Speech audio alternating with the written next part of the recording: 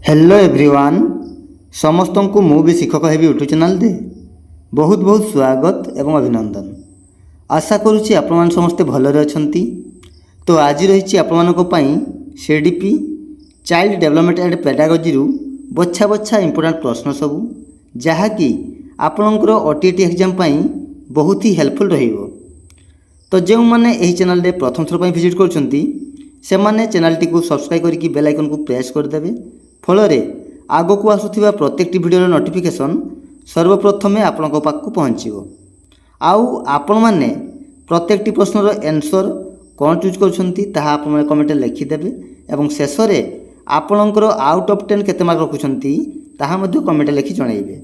ठीक अछि, तो चलंतु आउ देर न करिकि क्लास को आरंभ करिया। देखंतु प्रथम प्रश्न, केउं अवस्था यौनांग गुड़िकर वृद्धि और विकास घटी कार्यक्षम होगाक आरंभ करे। केउं अवस्था यौन अंग गुड़िकर वृद्धि और विकास घटी कार्यक्षम होगाक आरंभ करिथाय। ऑप्शन ए किशोर अवस्था, ऑप्शन बी प्राक कैशोर अवस्था, ऑप्शन सी प्रांत बाल्य अवस्था ना ऑप्शन डी एमानक मध्यरु कोनोसिटी नुहे। कौन राइट आंसर? ऑप्शन ए किशोर अवस्था। Option A is right answer. किशोर अवस्था यौनांग गुड़िकर वृद्धि और विकास घटी कार्यक्षम होगाक आरंभ करिथाय। ठीक अच्छे। नेक्स्ट क्वेश्चन नंबर 2, शिशु माने विभिन्न प्रकार पशुपक्षी विषय रे जानिबाकू आग्रह प्रकाश करथांती। यह केउं विकास लक्षण? शिशु माने विभिन्न प्रकार पशुपक्षी विषय रे जानिबाकू आग्रह प्रकाश करती। यह केउं विकास लक्षण? ऑप्शन ए मानसिक विकास लक्षण, ऑप्शन बी सामाजिक विकास लक्षण, ऑप्शन सी नैतिक विकास लक्षण ना ऑप्शन डी उपरोक्त समस्त। कौन राइट आंसर? यह हूँ मानसिक विकास लक्षण। Option A is right answer है। शिशु माने विभिन्न प्रकार पशुपक्षी विषय रे जानिबाकू आग्रह प्रकाश करती। यह हूँ मानसिक विकास लक्षण। ठीक अच्छे, option A is right answer. Next question number 3, निम्नलिखित मध्यरु केउंटीर अर्थ आकार वृद्धि। निम्नलिखित मध्यरु कहार अर्थ आकार वृद्धि? ऑप्शन ए परिपक्वता, ऑप्शन बी विकास, ऑप्शन सी अभिवृद्धि ना ऑप्शन डी परिवर्तन। कौन है राइट आंसर? ऑप्शन सी अभिवृद्धि है। Option C is right answer. Next question number 4, व्यक्तिगत पार्थक्यर कारण कौन?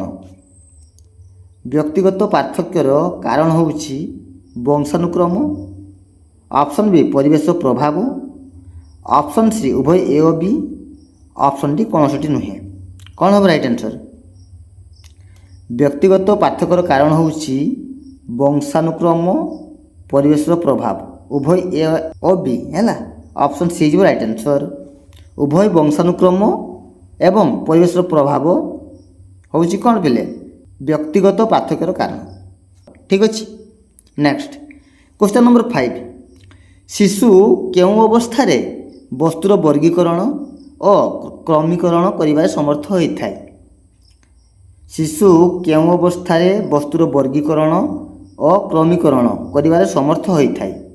ऑप्शन ए आद्य बाल्य अवस्था, ऑप्शन बी परवर्ती बाल्य अवस्था, ऑप्शन सी कैशोर अवस्था ना ऑप्शन डी एमानक मध्यरु कोनोसिटी नुहे। कौन है राइट आंसर? शिशु केउं अवस्था रे वस्तुर वर्गीकरण और क्रमीकरण करिबार समर्थ होइथाय। ऑप्शन बी परवर्ती बाल्य अवस्था है।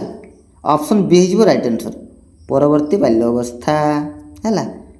नेक्स्ट क्वेश्चन नंबर 6, शिशुर केउं बयस रे नेतृत्व गुणर विकास होइथाय।